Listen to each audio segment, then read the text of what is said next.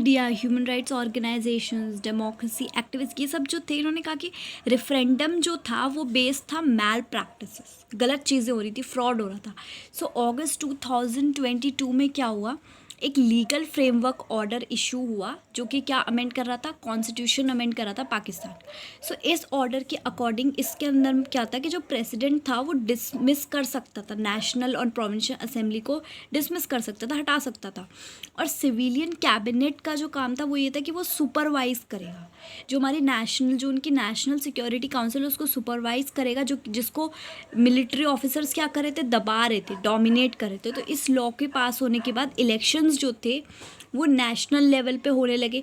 सो पाकिस्तान में जो इलेक्शंस थे, जो इलेक्टेड रिप्रेजेंटेटिव्स थे, उनके पास कुछ पावर्स थी, बट फाइनल पावर किसके पास रहती थी, मिलिट्री ऑफिसर्स के पास, यानी कि जनरल मुशर्रफ के पास रहती थी.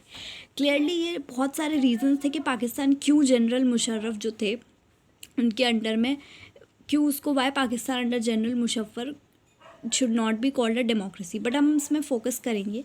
ओके क्या हम कह सकते हैं कि रूलर्स जो थे वो वहाँ लोगों के द्वारा इलेक्ट किए जाते थे? नॉट क्वाइट, क्योंकि लोग वहाँ पे इलेक्ट करते थे रिप्रेजेंटेटिव को नेशनल लेवल पे, पर वो जो इलेक्ट करते थे वो रियली रूलर्स नहीं होते थे, वो फाइनल डिसीजन नहीं लेते थे, बल्कि जो पावर थी फाइनल डिसीजन लेने की वो तो आर्मी ऑफिशियल के पास ही रहती थी.